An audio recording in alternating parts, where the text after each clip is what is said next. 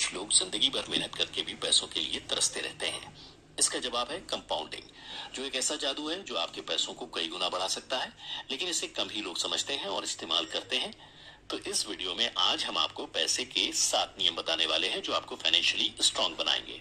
Number 1, जल्दी शुरू करो। दोस्तों, जब आप जल्दी शुरू करते हैं तो आपके पास समय होता है कि आप अपने निवेश को और बढ़ा सकें और अपने फाइनेंशियल लक्ष्य को हासिल कर सकें। जितनी जल्दी आप इन्वेस्टमेंट शुरू करेंगे उतनी जल्दी आपका पैसा बढ़ता जाएगा। समय के साथ आपके निवेश पर ब्याज भी बढ़ता है, जिसे हम कंपाउंडिंग कहते हैं। मान लो 25 साल की उम्र में आप हर महीने 5,000 रुपए इन्वेस्ट करते हो 15% रिटर्न के साथ 20 साल तक। ये शुरुआत में आपको कम पैसे लग सकते हैं, लेकिन समय के साथ ये ज्यादा पैसों में बदल सकते हैं। तो 45 साल की उम्र में आपके पास 1 करोड़ से ज्यादा हो जाएंगे। ये एक बड़ी उपलब्धि है और इसलिए संभव है क्योंकि आपने जल्दी शुरू किया। लेकिन अगर आप 35 साल की उम्र में शुरू करते हैं तो 20 साल बाद सिर्फ 35 लाख रुपए ही होंगे। ये अंतर इसलिए होता है क्योंकि कंपाउंडिंग का फायदा उठाने के लिए आपके पास पर्याप्त समय नहीं होता।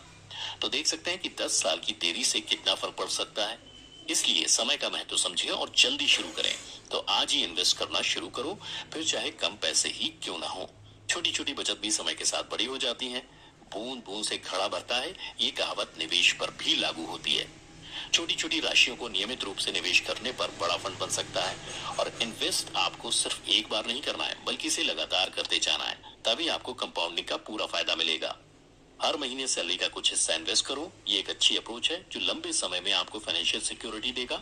या आप एसआईपी के जरिए भी, क्योंकि ये एक आसान और प्रभावी तरीका है नियमित रूप से निवेश करने का। कमाई का एक हिस्सा आपको निवेश में लगाना चाहिए ताकि आपका भविष्य सुरक्षित हो सके। नंबर 2, अपने गोल क्लियर रखो। जब आपके लक्ष्य क्लियर होते हैं तब आप प्रयासों को सही दिशा में केंद्रित कर सकते हैं और अपने सपनों को हकीकत में बदल सकते हैं। यही बात फाइनेंशियल लाइफ में भी लागू होती है। स्पष्ट लक्ष्य के बिना आप अपने संसाधनों का सही उपयोग नहीं कर पाएंगे और आर्थिक स्थिरता प्राप्त नहीं कर पाएंगे। बिना गोल के आप भटकते रहेंगे और फाइनेंशियल स्टेबिलिटी नहीं मिलेगी, क्योंकि आप अपने खर्चों और निवेश को सही तरीके से प्रबंध नहीं कर पाते अगर आपके पास गोल नहीं होता।